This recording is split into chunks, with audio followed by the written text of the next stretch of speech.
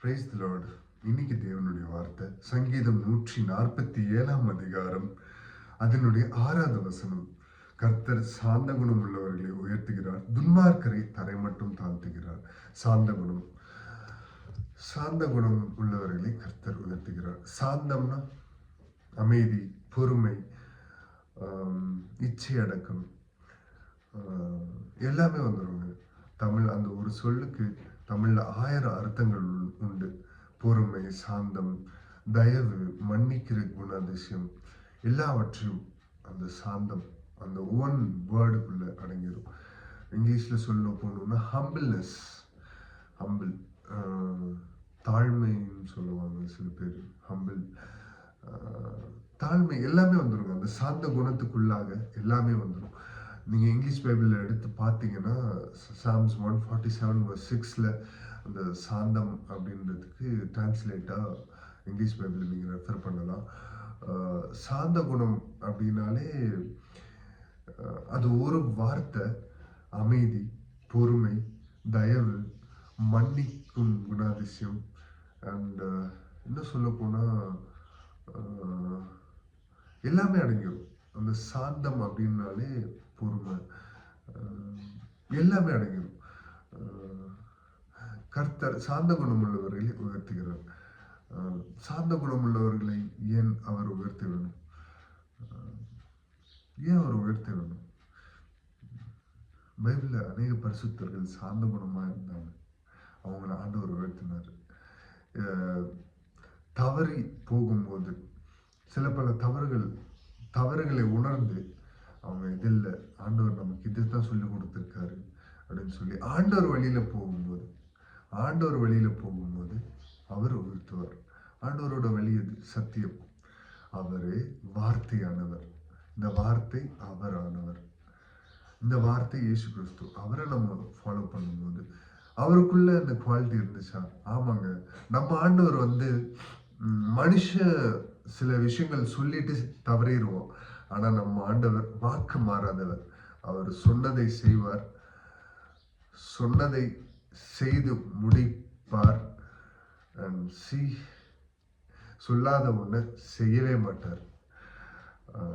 கர்த்தர் சாந்த குணம் உள்ளவர்களை உயர்த்துகிறார்னா அவர் உயர்த்துவார், உயர்த்தியே தீருவார்.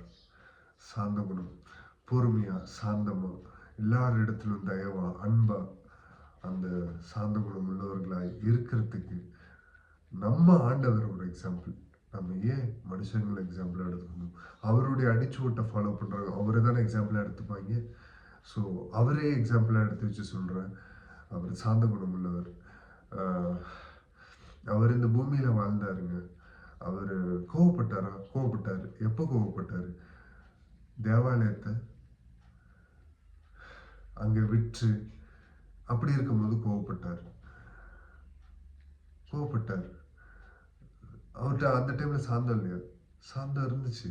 ஆனா அவருடைய ஆலயத்தை கரப்படுத்தும் போது அவர் கோவப்பட்டார். சிலுவை பாடு எடுத்துக்கிட்டாரு. அந்த டைம்ல அவர் சாந்த குணமா தானே இருந்தாரு.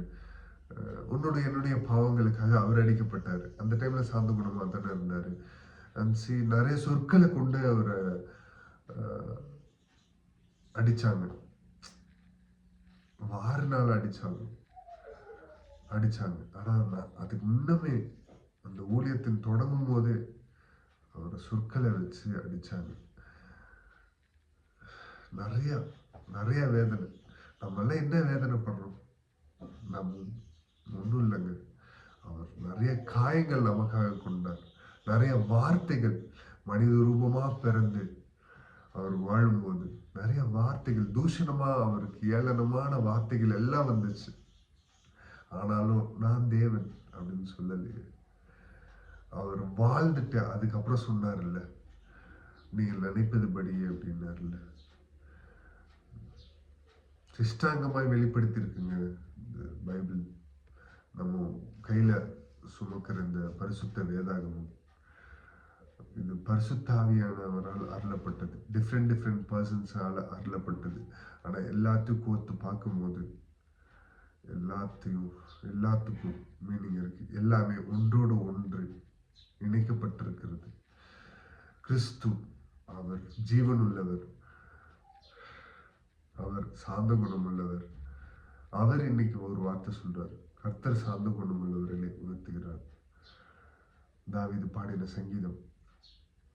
தாவீது சாந்த குணம் உள்ளவராக இருந்தார். தாவீது ராஜாவா இருந்தாலும் சாந்த குணம் உள்ளவனாக இருந்தார். கர்த்தர் சாந்த குணம் உள்ளவர்களை உயர்த்துகிறார். துன்மார்க்கரை தரை மட்டும் தாழ்த்துகிறார். யார் துன்மார்க்கன்? துன்மார்க்கமா யோசிக்கு, தூஷணம் பண்ணி, இச்சையா பேசி, புறம் கூறி, பொறாம, சொற்களால காயப்படுத்தி, நிறைய மீனிங், வேதத்துக்கு புறம்பா, சத்தியத்துக்கு புறம்பா, நீதிக்கு புறம்பா, அண்ட் இன்னும் சொல்ல போனோம்னா தீமை வழியா செல்கிறவர்கள் துன்மார்கள். அவங்க வாழ்றது போல தெரியும், பிறரை ஏமாத்தி என்னென்னமோ வாழ்ந்து செழிப்பா இருக்கிற மாதிரி தெரியும். ஆனா துன்மார்க்கரை தரை மட்டும் தாழ்த்துகிறார். அவர் ஒரு நிமிஷம் தாங்க குப்பையில் இருந்தவனை உயர்த்துறதுக்கும், உயர்ந்த நிலையில இருக்கிறவனை தரை மட்டும் தாழ்த்துகிறதுக்கும் ஒரு நொடி போதும். ஆனா தன்னுடைய பிழைகளை உணரணும்னு நினைச்சு இந்த வார்த்தைகளை எல்லாத்தையும் சொல்றாரு. என்ன கொண்டு சொல்றாரு?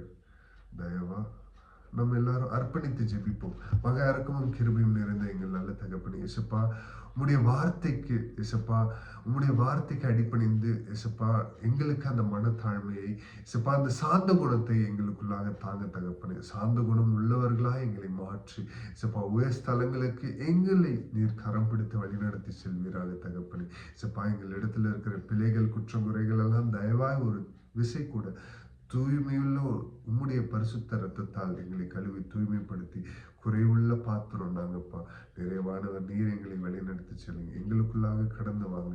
நீர் ஒருவர் மாத்திரம் மகிமைப்படணும். இசப்பா, ஸ்தோத்திரிக்கிறோம். இசப்பா, நாங்கள் உயர் ஸ்தலத்துக்கு போனாலும் இசப்பா, நாங்க எங்களை உயர்த்த எங்கள் இடத்துல ஒண்ணும் இல்லப்பா, நீர் ஒருவர் மாத்திரம் உயர்ந்திருக்கணும். உம்முடைய நாமம் மாத்திரம் உயர்த்தப்படணும். எல்லா துதியும் எல்லா கணமும் ஒருவருக்கு மாத்திரம் செலுத்தி தாழ்த்தி அர்ப்பணித்து ஜெபிக்கிறோம். மீட்பெரும் ரட்சகருமாகிய இயேசு கிறிஸ்து நாமத்தில் கேட்கிறோம், ஜீவனுள்ள எங்கள் நல்ல பிதாவே. ஆமென். Praise the Lord. Good morning. Have a blessed day. God bless you all.